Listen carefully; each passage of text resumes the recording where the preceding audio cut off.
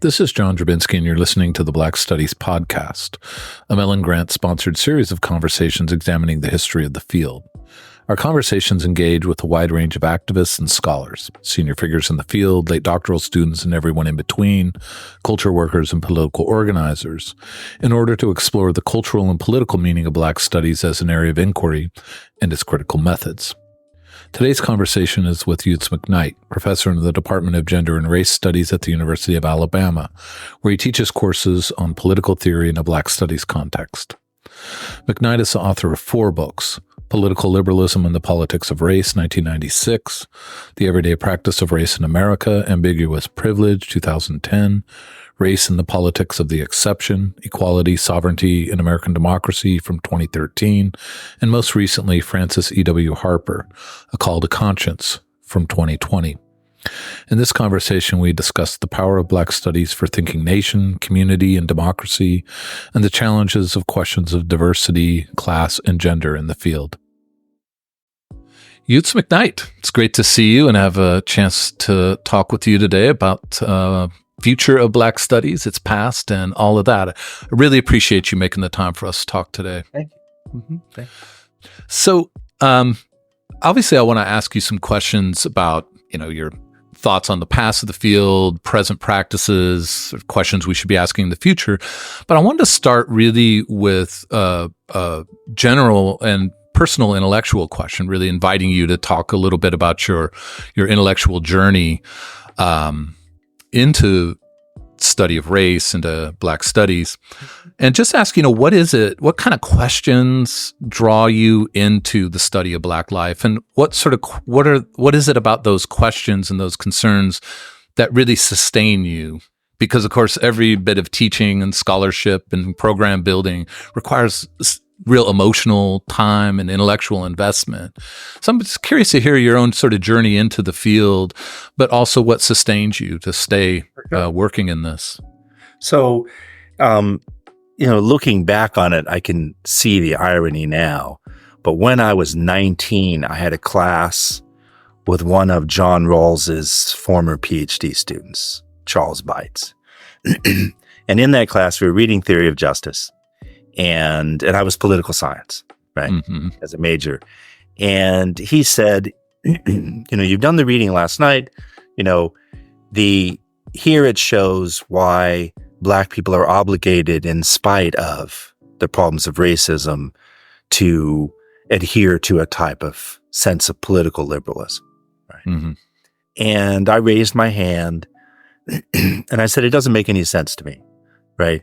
There should be civil disobedience, all this stuff that's, part of it.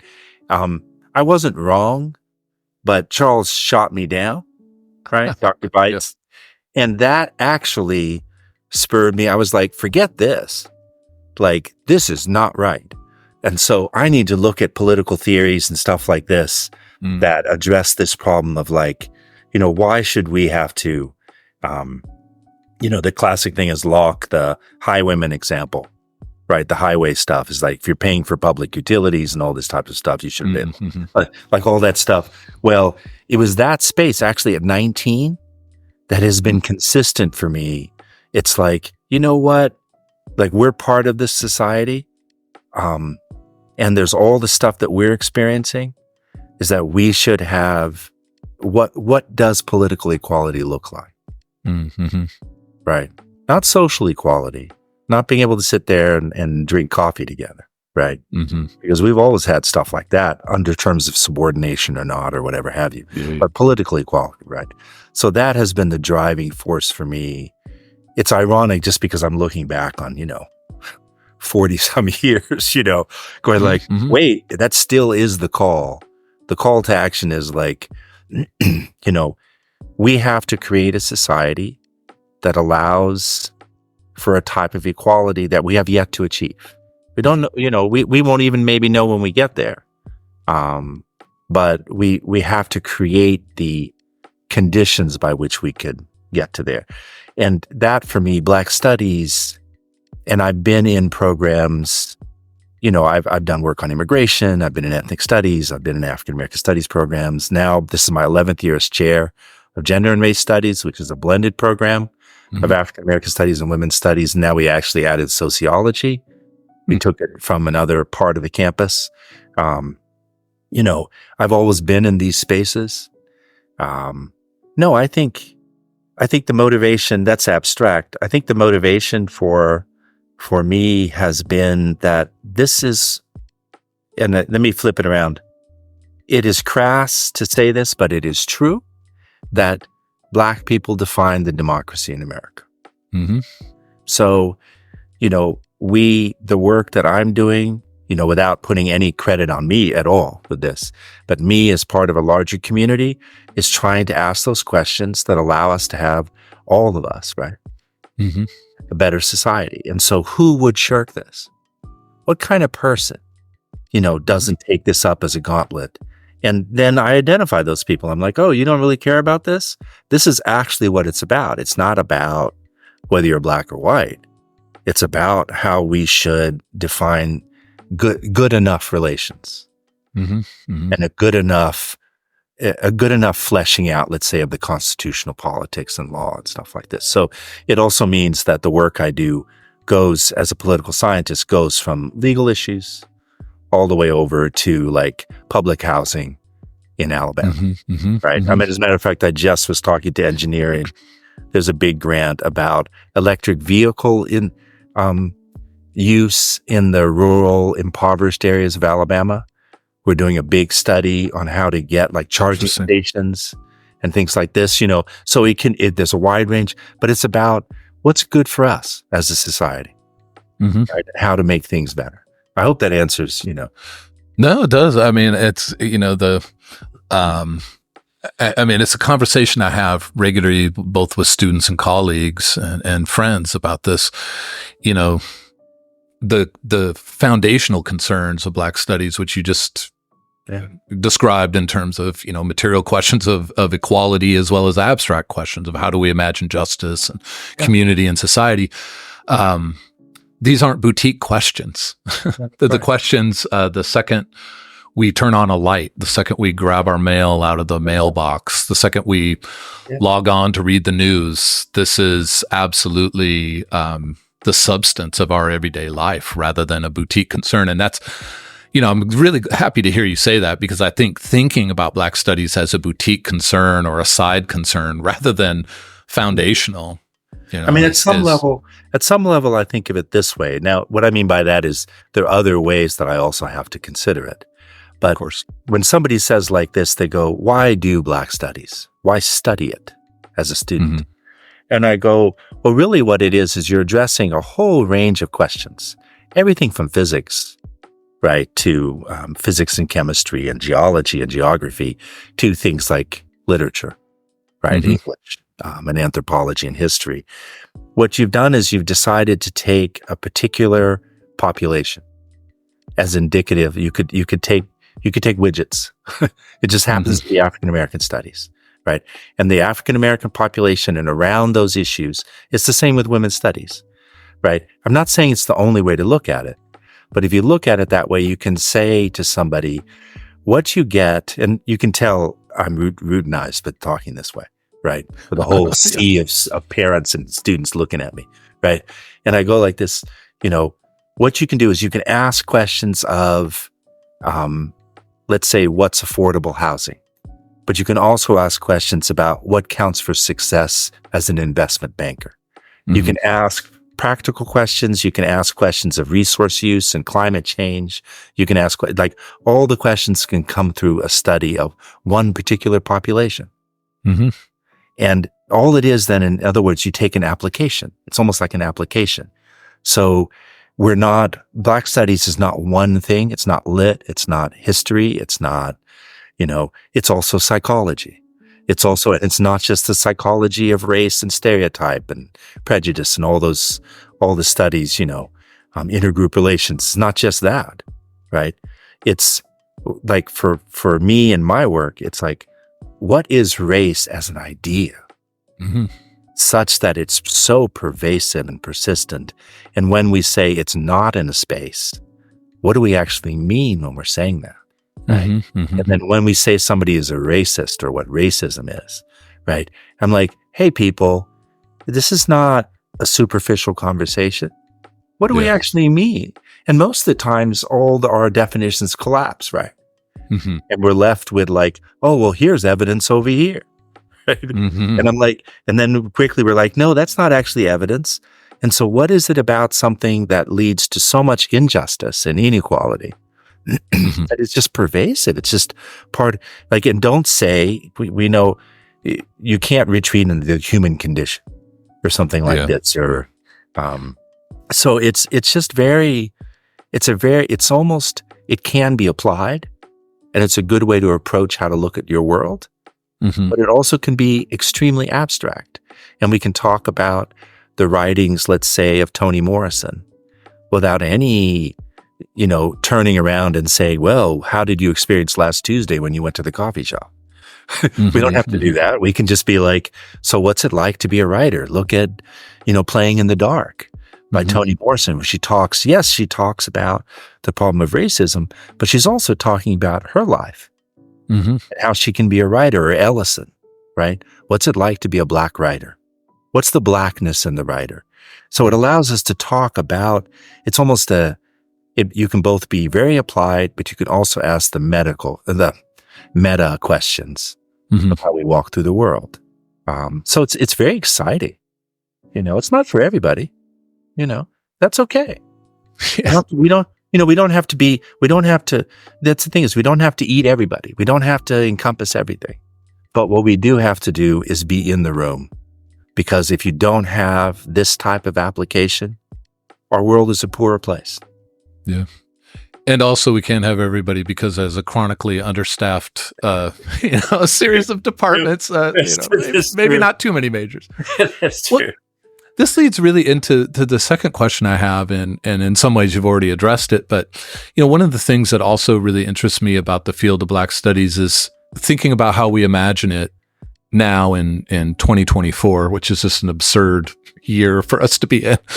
Still adjusting to 2024 as a number, but thinking about imagining the field now, and then thinking about it in relation to its origins, because its origins, there's really two sort of foundations at that origin. One is obviously student protests of, we demand representation on this campus. And one of the ways to do that is to have a Black Studies department. I mean, San Francisco State. I know you're from the Bay Area, so this is close to home.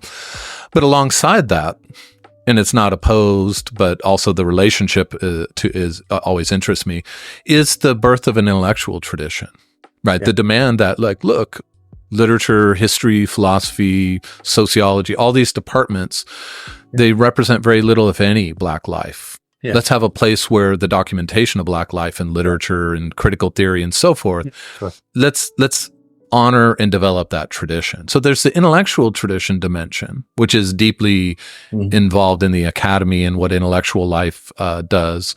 But there's also the community and student demands around radical racial politics of inclusion, but also disruption.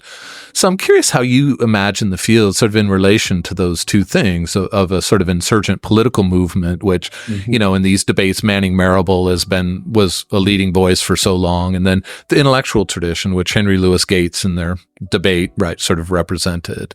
And sort of in 2024, I'm curious to hear you think a little bit about that relationship, how you imagine the field and these two foundations. Well, I mean, I think every department will be different, just like every university is slightly different in their relationship to the community. I mean, I think the thread of intellectual development, meaning asking questions. Well, maybe I'll say it differently. So I recently wrote a book on Frances Harper. That book, Frances Harper was the most important, most well-read, popular poet for 50 years, the last part of the 19th century. Almost no one knows that today, right? All of her chapbooks, all of the sort of stuff, that she did has disappeared. She was an incredible public intellectual. None of that work would be available without the research of African American women professors in the 70s and 80s. Without that work, so what the community activists in the 60s were asking was actually more right than they understood maybe at the time. And that is, wait a second, what's our contribution? Like we need our contribution to be front and center. It's a little bit of a sort of coincidental in one way, but part of the recent political stuff, renaming and all of this type of thing. That's one, like a reimagining the role of Black people in the society. But more importantly, intellectually, there have been real contributions by Black scholars within Black studies or, affiliated, et cetera, to reworking how we came to be this society and what the tensions are and the problems are. We can see evidence of that because 50 years ago, none of this material existed. Yeah. Like it's not that we had one view of history only, it's that we were just missing whole pieces. Yeah. Right. And we were missing also, it's one thing to add in Du Bois and others like friends of mine do to the conversations with Locke and Mill and, Rousseau, right? It's a completely different thing to say, wait, they're asking some other questions. There's some other questions that have not been addressed by philosophers. They might have seen them and they mention it, but they elide or glide over or don't care about them because they're not important. Whereas these are actually very important to, if you think about the United States, there were times when the Black population, during slavery and then after slavery was 50% of the population of some places. So the questions that would rise from those populations really matter. If you believe in equality, these are, 50% of the human population has these questions that are not being addressed. Yeah. So, the question you're asking, of course, is about the politics. So and this is where it differs. Some departments, I believe, have to be they have to work more with the local community because the relationship of the university to the town and gown thing, the relationship of the university to the larger community is different. So, without talking about my university at all, where I've been here for 21 years, I'll use a place where I was before as a professor, UC Berkeley, without being you'd have to be a little careful, right? The relationship, the work of the Oakland student community, the public, Oakland and their agitation and San Francisco, et cetera, went ahead and were pushed for the Institution of African American Studies at UC Berkeley. A similar thing occurred here at Alabama, right? The relationship that UC Berkeley has to, let's say, Oakland is filtered through the different ways that the university itself as an institution addresses problems of residential development, companies, all the different pieces of the university. So African American Studies reflects that, right? So here at Alabama, differently, and I don't mind talking in this way, the African American, Tuscaloosa is 60% African American, right? And so they ask questions, hey, what should our relationship be to African American Studies? And we're very involved in all the different projects somebody would have as an academic institution. Like everything from research studies to participating in, commemorating a march or something like this, right? We're not appreciably different than other departments on the campus. Let's say like individual professors in English wanting to be involved or something. But we're not the need to agitate from outside to develop something on campus is no longer there, right? Instead, the university depends on us having a pretty reasonably good relationship with all parts of the larger community, right? And And so but we are at the same time sensitive, right? Mm-hmm. We're very sensitive to the needs of everybody, right? Yeah. And so in a time like right now where things are sometimes considered pretty fraught, right? We just have to be attentive to it. But honestly, in the classroom and on campus, you wouldn't notice that. You wouldn't notice any politics, because the department, Black Studies is not, it's not actually dependent on a politics in a direct sense, right? Instead, it was a choice by the university to create this type of institutional structure. And that doesn't depend on the needs of one group of people in 2024 as opposed to 2030. Like if you think about the university, it's not actually as sensitive to the larger population. It's part of another ongoing project, right? Yeah. And I do know that when I mentioned Berkeley, for example, in Alabama now, where I've been, and I know you've been in Amherst and other places, and Maryland now, you can see that we are part of something that matters to the university. Yep. And so we're not as sensitive, but no one should say or think that we're not attentive, right? That there's a difference between saying, oh, they don't care. And it's another thing to say that individual faculty members and different departments is like, does English care about the state of literature outside of the boundaries of the campus? It does. Yeah. So it's not, I know I didn't answer directly, but I no, this is, I mean, I think part of what I'm hearing, I just did want to mention Francis Harper, of course, Maryland native. So, exactly, it's a part, the amazing number of important African-American figures from the state, to put it lightly. Yeah. She's up there. And Maryland was very important for her. And it's a great book, by the way. I read it. I learned so much from it. So I want to give just a little side pitch for it. But I think, you answered the question directly. And part of what I'm hearing, and, this is an important question for Ashley and myself to ask in these podcasts, because I think it both says something about, as you were saying, about particular institutions and the places they're in, but also about what it means to have a relationship to origins of a field that are so recent, but also very distant, because things radically change. I just think, we're here in Prince George's County at University of Maryland, and 50 years ago, when the department was founded, it was a completely different demographic, just the county, right? The state and the region, the area as maybe not quite as dramatically different, but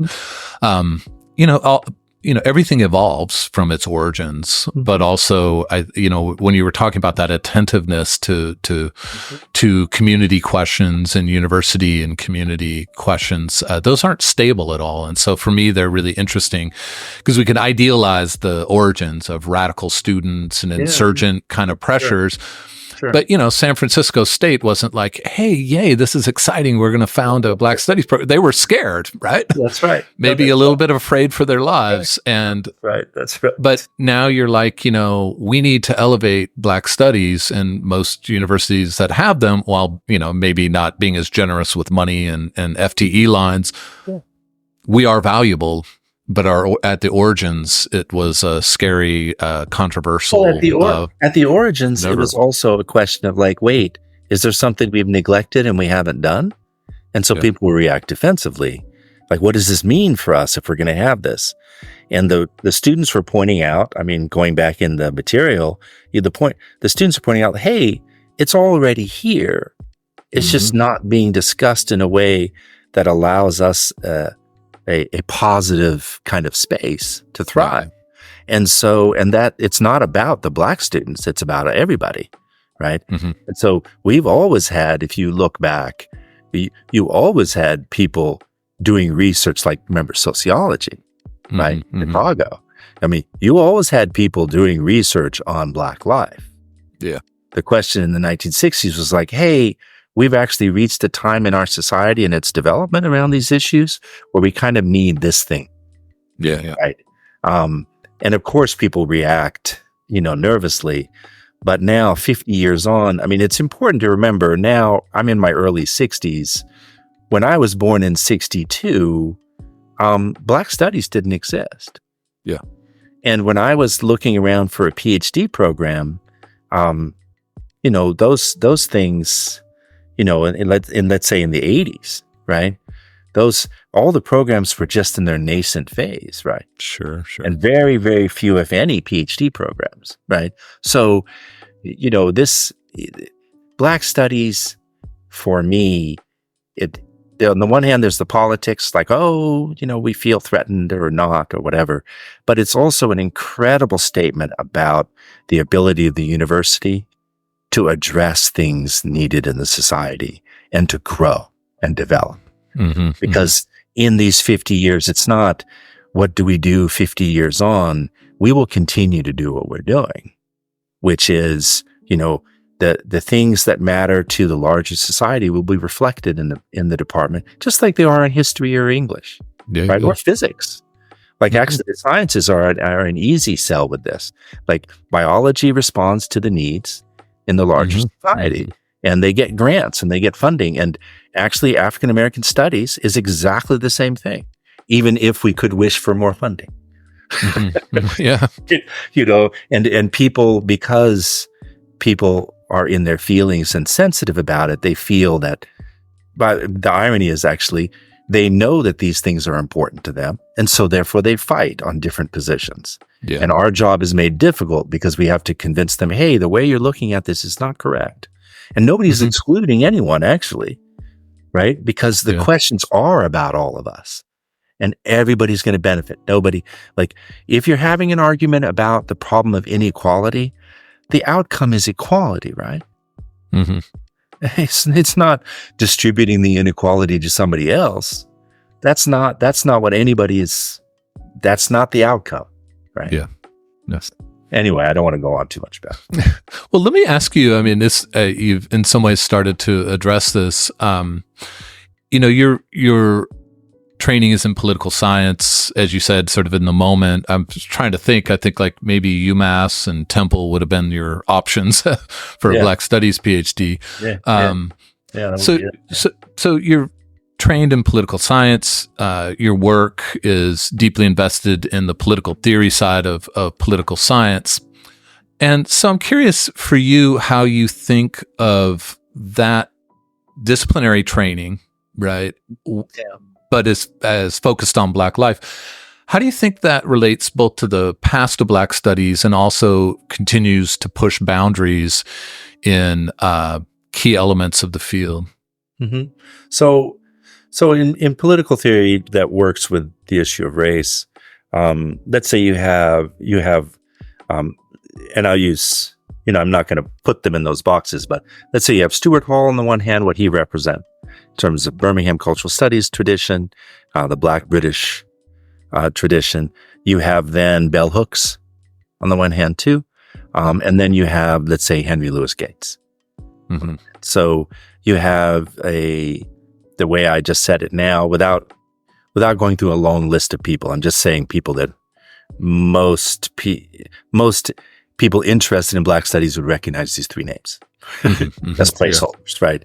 They're not adequate or inadequate or whatever, right? Sure. One is the sort of black feminist tradition, right? One is sort of Black Marxist tradition. Yes, we could use different people, Cedric Robinson. We could use different people, but but I want to also include the international part with Stuart Hall in that. And then you've got Gates as sort of liberal race political theory question, liberal Black politics question. So from the 60s, alongside that sort of protests and the development of the institution, you had questions of, what does race mean? Both in democratic theory and theories that are not advocating for democracy as a larger idea, the big D, right? What comes out of the labor movement tradition in Britain, et cetera. What comes out of the questions around the role of women and gender politics and sexuality also.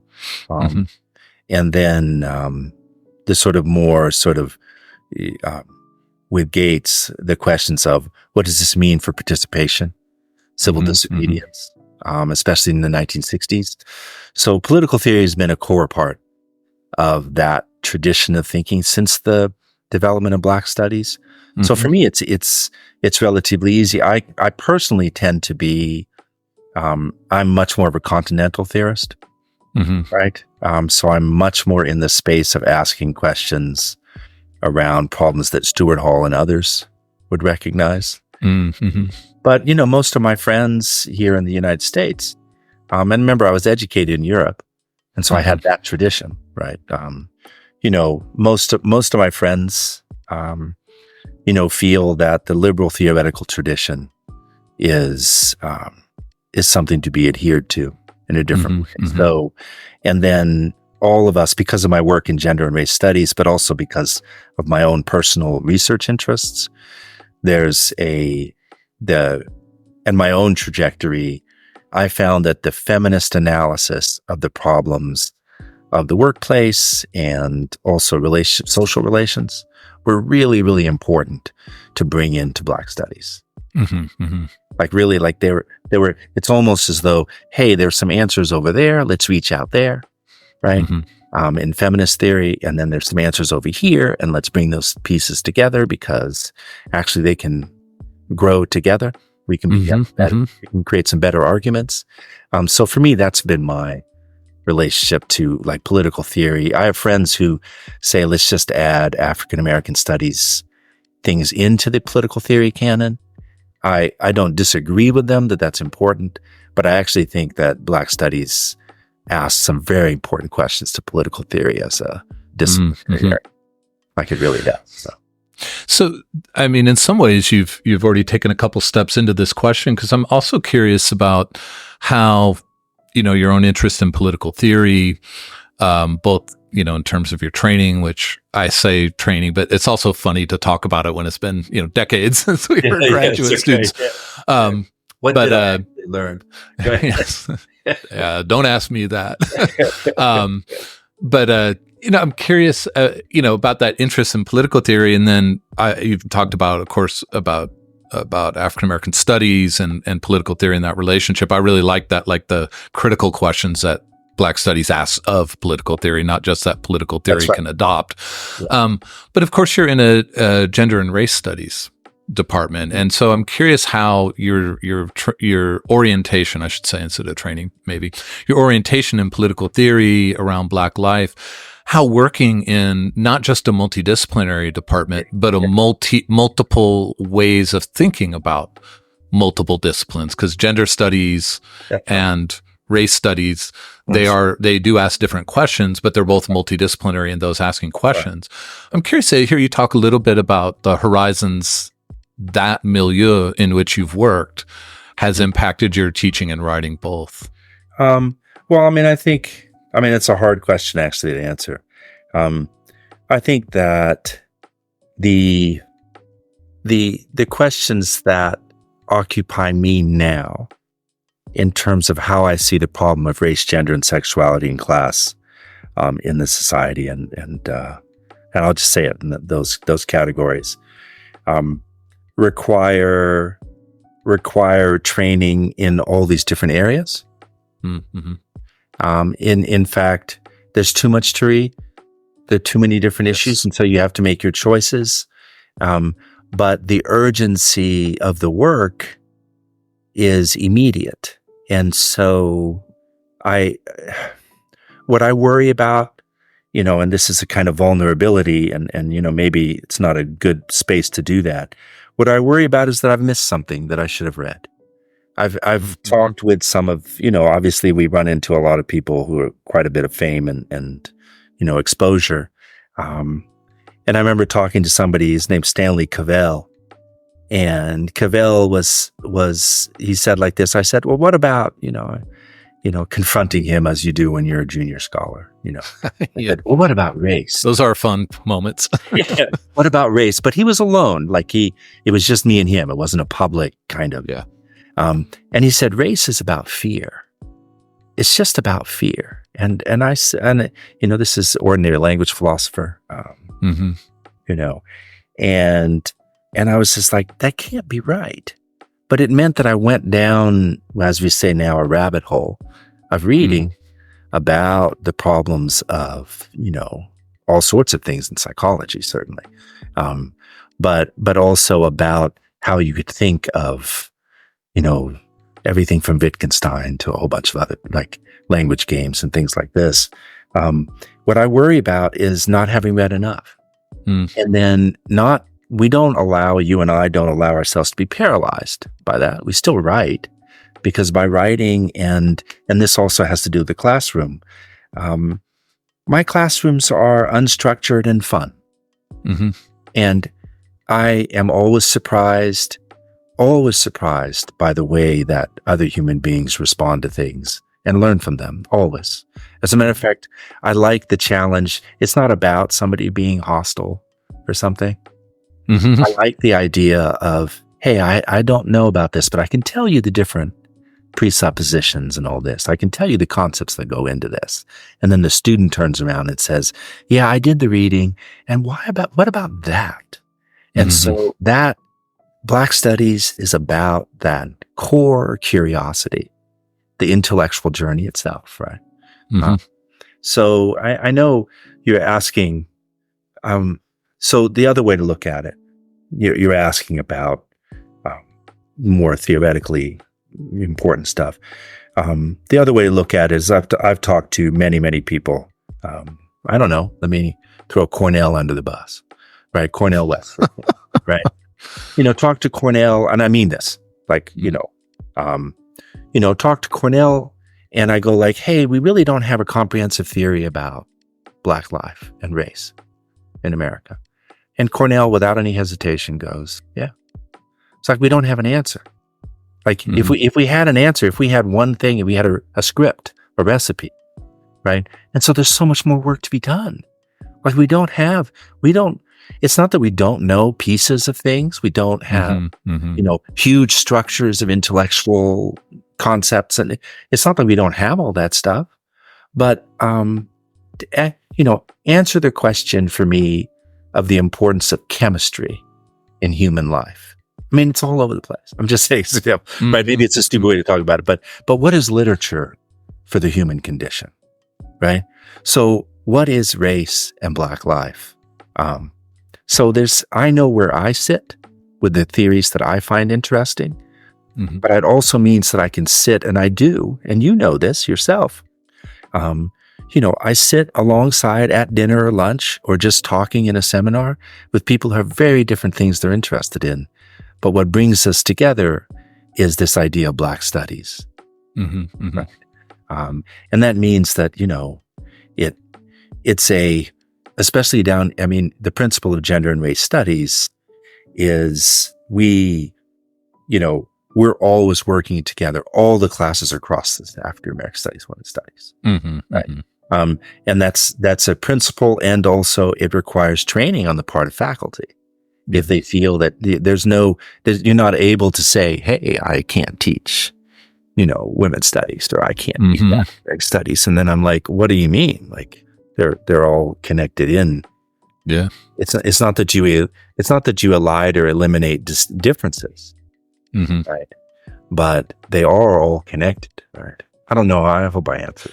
Yeah, no, I mean, I'm especially struck with this, this anxiety, or I don't even know what the right word would be, but this troubled feeling of, have I read enough? I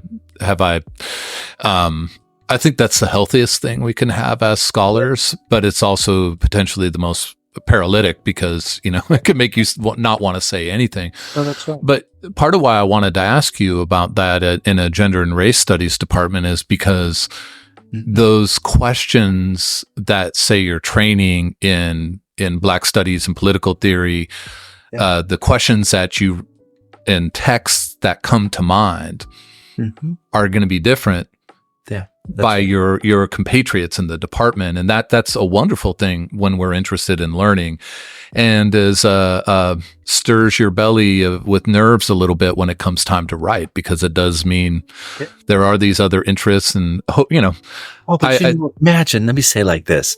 Imagine being in a place where people had very different training and ideas, but had the same kind of calling to, imagine a situation in which you're having a conversation with a person on the other side of the table has knowledge that you don't have. That's incredible. That's exactly where I was going. That moment of that anxiety. Yeah, no, I mean, this is, you filled in the rest, which is, it can be anxiety, or it can be, this is why we work together, because somebody else asks questions that I don't. And that's what I steer people in that space.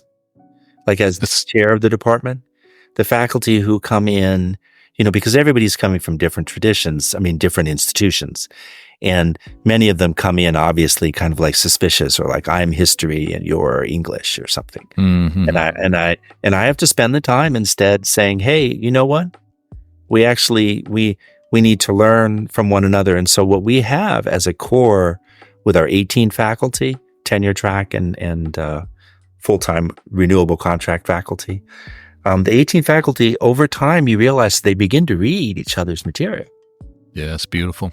You know what I mean? Like they have, like, if I say Gates or Hooks or Hall, every faculty member has not just read those types of, figures, but a whole range of things, even though somebody is just sociology or just history. And you're like, so you really read like political theory, but your history? And they're like, yeah, of course I did. Because I wanted to know where your arguments were coming from.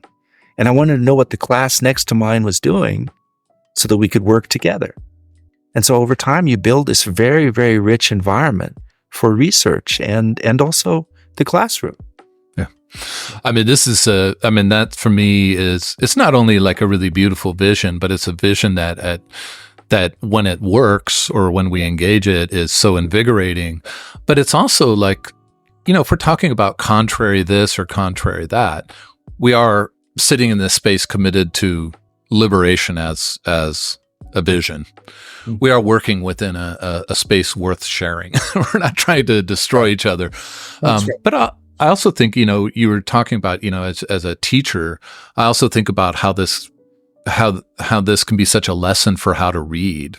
Yeah. To read people not as this is the final story, and if they didn't get it right, or if they left something out, this is something to be burned to the ground, but instead, here's a partial contribution to a big project. Yeah, that's right. No, that's right. Think of it this way. What could be more fun and also more value? Yeah. You pay all this money, you go to this university, and you want it to have meaning and value for you.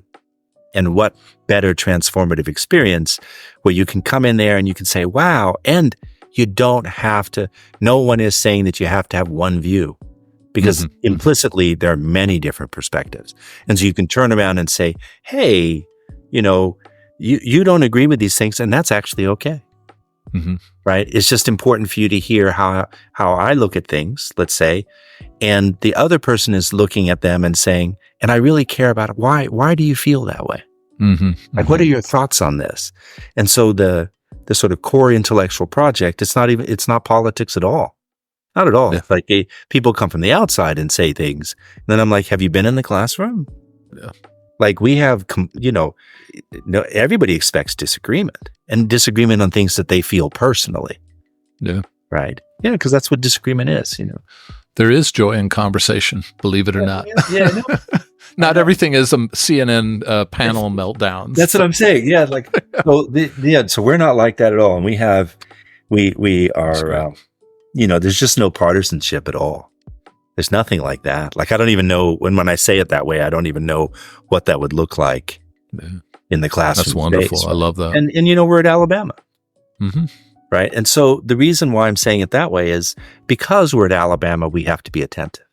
We have to create a space for intellectual, a kind of conversation that also attends to people's sensitivities. It's really important. And so Black Studies, it is self-aware. Mm-hmm. And the faculty are self-aware. They're like, hey, we're not trying to do these things. We're trying to figure out what would be the terms of a conversation. Yeah. Right? In which there is literature. There is a research tradition. It's not just hanging out, like, as you say, CNN, right? Mm-hmm. There is, and of course they have their own trajectory in history too, but, in journalism. But for us, there is a strong, it's not just 50 years, right? Yeah. It's hundreds of years of work. Yeah. The texts are, the texts can be from the 1700s. Yeah. So looking at the field, sort of past to the present, sort of two things. What's something you think the field has done really well? And what do you think is something that the field has not done particularly well? I think that the field is always threatened to be captured by the larger institutional politics of the universities. Mm-hmm. And so it's difficult. I mean, this is true of all disciplines. And so it's a common, it's not special in that sense. It's not something that Black Studies has to be attentive to as a Black Studies program. But the difficulty is you get captured in the financial as well as sort of political development of the university. I don't think, we have to be careful of that. But your question is more like Black Studies itself. One of the things that Black Studies has done really well is, of course, it has, well, I'm going to take a step back. In the 1970s, when there was a big push for women's studies programs at the universities, there was an argument about inside or outside. Do you work inside traditional departments, or do you create an autonomous outside unit like women's studies? Mm-hmm. Right? And then Black Studies. So if we pay attention to that, the question about Black Studies versus working in, let's say, English or sociology, right, around issues of African American life, the tension between inside and outside remains. Yeah. And so we may not have been as successful as we needed to be to understand that both things need to exist. Mm-hmm.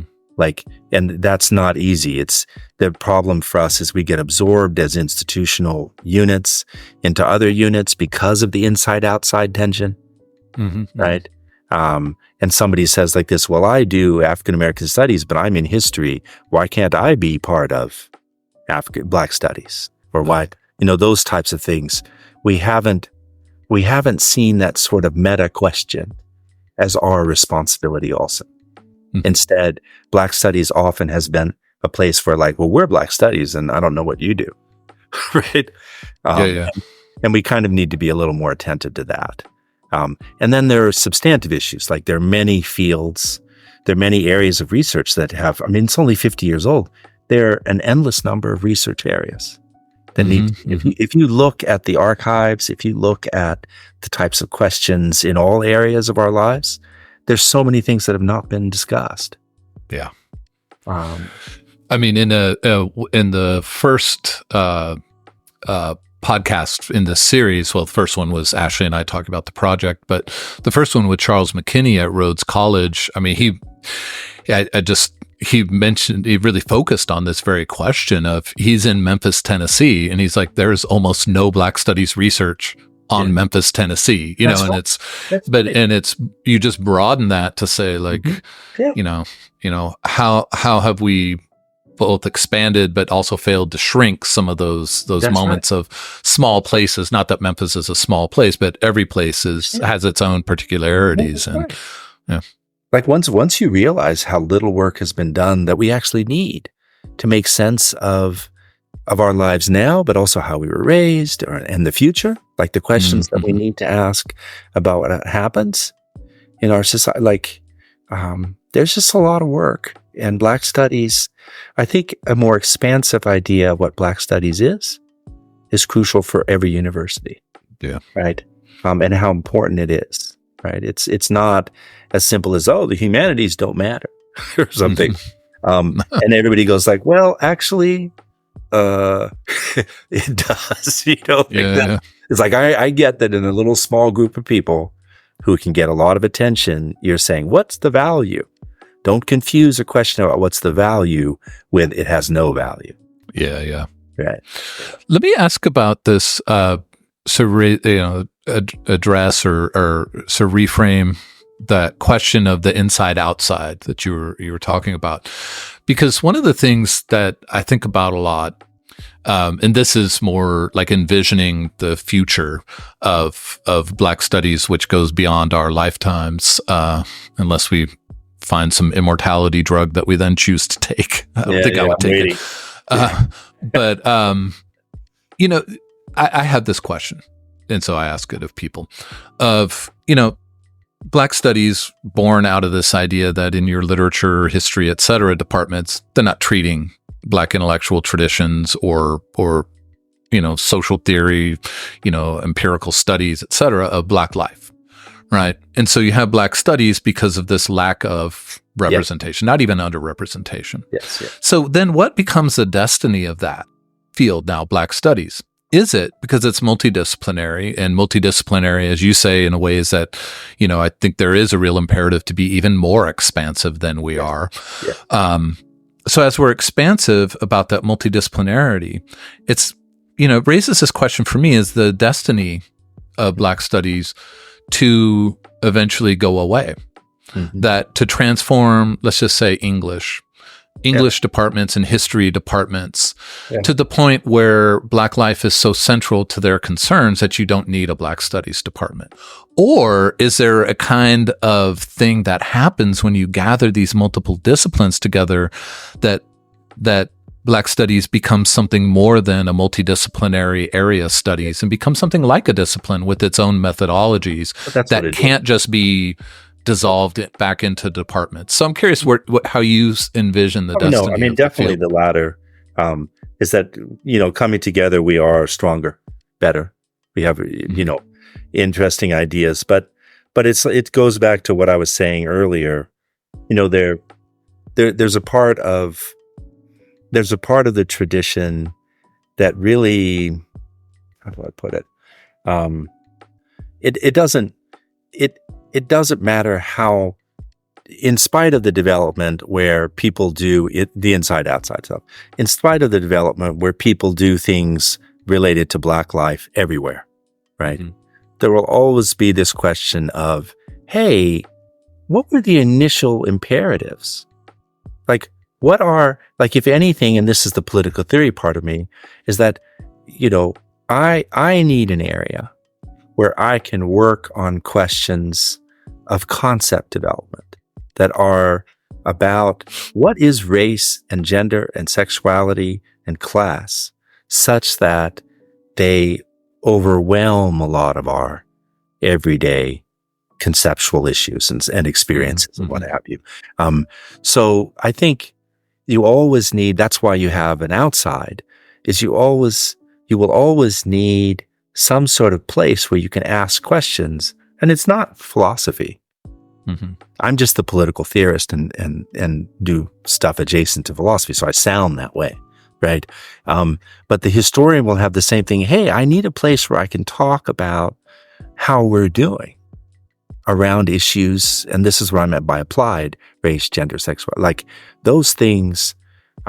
It's one thing to have the one English faculty member, or 10 out of 20, or something like this. And it's another thing to say, hey, once we're all fine with the politics around race in a particular way, where we no longer see a difference, like this is a kind of contemporary conversation and fixation. Once we think that we no longer say the word Black and therefore it no longer exists, around those types of tensions, I don't think we have to be concerned with that. That's not what this is about. Yeah. Black studies is about a certain type of application in a set of questions that have to be around one particular population, right? But that's why you can have gender and race study, right? I mean, no, it's an easy answer in one way, the way I did it, but I'm very positive, and I'm optimistic about the future of Black studies. There's no question. Like for me, I think as people get more sort of politicized around these issues, that's symptomatic of the importance of the thing. Yeah, people get hyped up about things that are successful and ignore things as they fail. Yeah. But I'm especially struck by, the previous comment that you had made before I asked this question about the sort of destiny of the field, where, you're referencing Cornel West and, this, do we have a common script? Do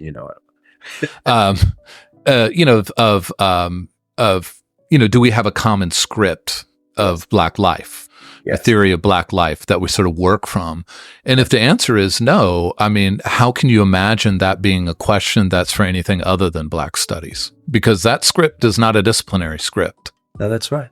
No. Yeah. So I take, if nothing else, take that away as a way of framing in my own mind, what we're doing here, right? And it will continue. What we're working around, working towards, contributing on the margins to some moment. Past our existence, unless we have that immortality drug, you say, right? The little pill or something. Yeah. So please write. You should write a book. The script of Black life, right? Just go ahead and make your stab at it. So that was great. Everybody will love and hate it at the same time. Yes, that's great. That's exactly what we want. But agonism is how traditions work, I guess. That's exactly my point. That's exactly, and people will, people will not agree with me, which is the whole point. Yeah. Right. But this is why it works with us down here, is we're working in the messy part of human life. Yeah. Right? The things that people really do care about. They really do care about. So it's not that it doesn't matter. It will matter, and it will matter in the future. You're right. It will matter in the future. I know that's, for some people, it's like it shouldn't matter. Right? But that's not their choice. Yeah. Anyway, thank you for this. Yeah. So let me ask you as a sort of final question. Some ways you've said multiple times in answer to the question, but what do you think of as, what is the most urgent question? If it was to be turned over to you, what is the urgent question for us in Black Studies to be asking? What's the thing that sits with urgency for you? So it kind of goes back to the politics question too. I think the most urgent question is, how do we build community from all of the work that we're doing? How do we build communities such that, we deal with some of the divisiveness and conflicts within the community? I'm talking about within the Black community. And the community idea is a very particular one, right? Mm-hmm. I do think that Black Studies should be much more attentive to questions of why the division? Mm-hmm. What is that about? Beyond the agonism, beyond, why are things corrosive when they are? Yeah. Why are they? And that, I think that's the most urgent thing now is, yes, we've become captured by all the political winds. Therefore we respond. And it's like, why are we responding? Why are we responding in a particular way? Why don't we just sit there and say, hey, everybody says, what's the use of the university? Well, the value or use, sorry, I use that language, of the university is to actually be in a space where they can think about things and develop things so that we survive beyond one generation. Yeah. So our needs don't just become so immediate, and the sense of truth and right are not open to criticism, right? And I know I sound like, Socrates or something. Very straightforward. It's very straightforward. The Greeks worried about this. Everybody's worried about this. How do we create something that endures? In other words, an archive for the questions that we've dealt with, so that there's some future. And that's the and that's also Black Studies. Like we have to, and I know I'm going on about this, but I was recently talking with somebody about this. We have to, a researcher in Black Studies, we must, because we're 50 years old now, it's 50 years plus, we must make sure that new scholars understand the history of the tradition and have read more, not just take the bright and shiny conversation right now. They have to understand, what was it like for me when these programs did not exist, such that the questions I had to ask in my research were completely new. right? And what I mean is very undeveloped. If you read the work in the 70s and 80s, many people will be impatient and say, why did they write about this like that? Mm-hmm. Without understanding that holding their time and thought, that was the only way they could write about it. Yeah. And that's instructive for us in terms of the future. 50 years from now, you and I know we may be around, as you point out, right? But if we're not, people will be like, why did they ask those questions? But that doesn't mean you don't read it.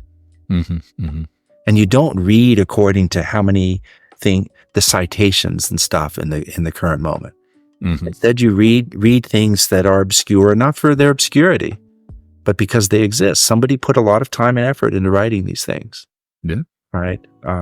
I know it's I'm just, pigeonholing myself as as an academic. No, we matter. I mean, you're talking to one, so No, I'm sorry. I apologize, everybody. I love that, though. I think that's really important. That notion of reading and building traditions. I mean, I teach a lot and think a lot about those early Caribbean novelists, George Lamming in particular, who really asked the question, what does it mean to write a literature for an audience that does not yet exist? Yeah. Right. But also, what does it mean for us to read somebody writing for an audience who is not us? Yeah. And imagine what they get out of that class when they read it. And then they don't say this. Nobody's ever said this before. Instead, they go, oh, well, this stuff that I've read. In other words, we build a respect for our population and the people and the academic tradition. Otherwise, we don't. And we become we can do whatever we want. Yeah. And therefore, we actually don't have progress. Right. So I love that. It's a perfect place for us to end. We've been friends a while. I really love you as a friend. And this was just a really great opportunity for me to connect with you and hear about your thoughtful intellectual life in detail. This is really fantastic and really interesting. So thank you so much for the time. Yeah. And thank you for the opportunity. It's fun. And, I care about Black studies. So. Yes. we share that commitment. So, all right. Well, take care, my friend. All right. You too now.